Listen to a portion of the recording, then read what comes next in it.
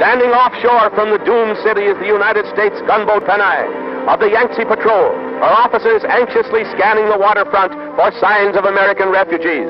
The Panay is the only haven of safety left to Americans trapped in the burning and besieged Chinese capital. Lieutenant Commander Hughes, the officer pointing, and his subordinates, Lieutenants Geist, Anders, Grazier, and Ensign Beworth, are destined in a few hours to add a new chapter to American naval heroism, along with the ship's crew, including these picturesque whiskerinos. This form of facial adornment is quite unusual in the United States Navy. It is a special mark of distinction on the Yangtze Patrol. These jolly fellows little know what's in store for them: wounds, hardships, and for some, sudden death. Fleeing from the beleaguered city, a number of Americans and others arrive at the riverside, hoping to get aboard the Panay. Newspaper men and newsreel men who have remained to the last. Ironically enough, there to find that their feeling of security under the stars and stripes is destined to become a mockery. Among the little group is Sandro Sandri, an Italian correspondent who is destined to meet death aboard the Panay.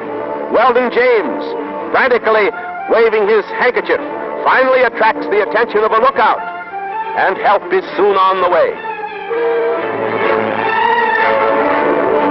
Captain Hughes personally takes command of the launch that goes to the succor of the correspondents.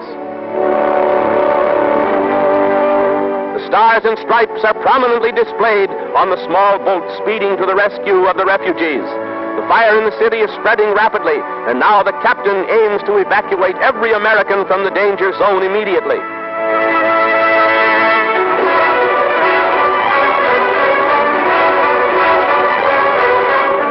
And here you may see even more closely how prominently the American flag was flown, as it was at all times during this international incident. Captain Hughes and his crew are a welcome sight to these newspaper men, journalists who know war in all its modern horror, its brutality, and its relentlessness.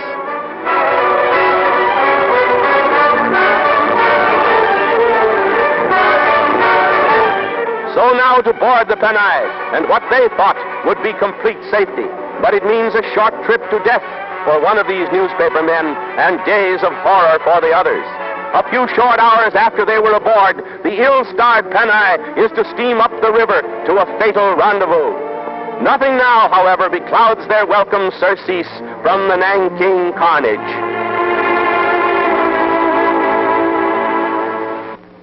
Eyes are bright this Sunday morning, and danger seems to drop behind with every foot of progress the launch makes towards the gunboat in the stream. As the troubled shoreline recedes, there is the glint of sunshine on the water and on the flags that mark the Panay's nation.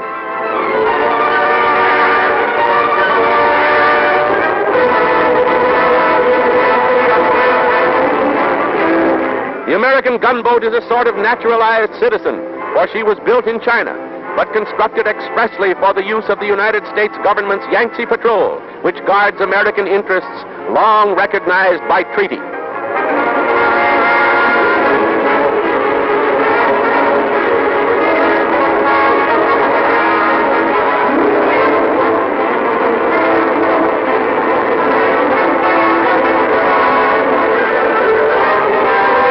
The newspaper men once more set foot on what to most of them is home territory. Jim Marshall of Collier's Magazine is there, and Weldon James of the United Press. Two Italian newspaper men accompany the Americans. Preparations are rushed to evacuate the American embassy in Nanking.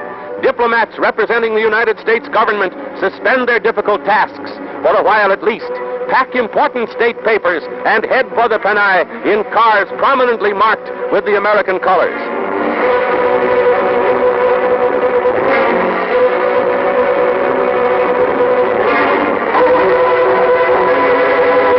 Those on board the Panay extend them a helping hand and a genuine welcome as the officials step upon the vessel's deck. A picturesque figure is bearded J. Paxton Hall, second secretary of the deserted embassy. What a precious freight the Yangtze Patrol ship carries now. besides her normal complement of 55 officers and men, are members of the embassy staff and the refugees who seek shelter on her armored decks. They should be safe here, all of them, under the protection of the American flag and the old established treaties that give that flag certain rights in these difficult waters.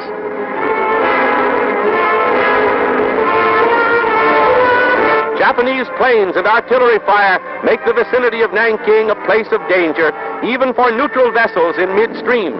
So Commander Hughes of the Panay decides to pull upstream. And soon, radio messages and other signals are flying between the Panay and nearby vessels, including the British riverboat Ladybird, also here on a relief mission. Commander Hughes and the skipper of the Ladybird necessarily have to work in close cooperation as representatives of their respective governments in these war-torn waters.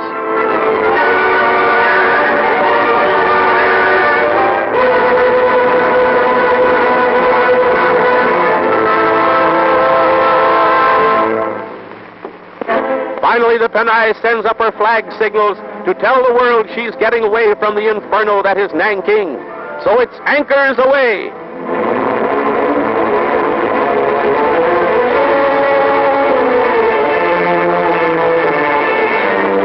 The Panay moves up the river, leading the way as a mothership for various other American craft in the vicinity. She's to act as convoy for several Standard Oil tankers and freighters.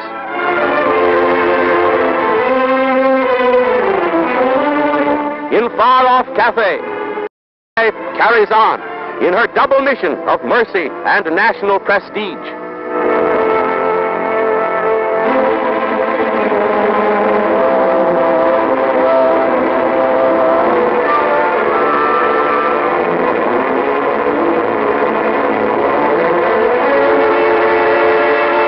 The quaint, shallow draft gunboat, especially built for service on the Yangtze, picks up its convoy, the Standard Oil tankers, and speeds to safety.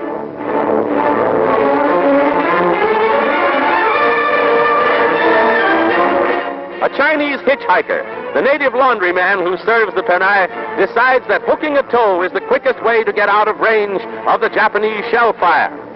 Far from the terror of the Japanese crossfire, the Panay finds what is thought to be a quiet, restful place. All about the American gunboat in her upstream haven are other vessels crowded to the gunwales with refugees, most of them Chinese employees of the Standard Oil Company. One boat with crowded decks looks more like an excursion steamer bound on a holiday than a mercy ship bearing scores from scenes of strife and desolation in the unhappy city. A warplane circles overhead, a sight so usual these hectic days that it's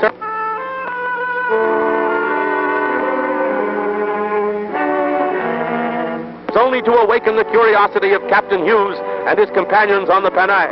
Many of them join him at the rail, watching the evolutions of the bird of death. Destiny, hand in hand with tragedy, her human sister, paces the skies to an accompaniment droned by the rhythmic beat of the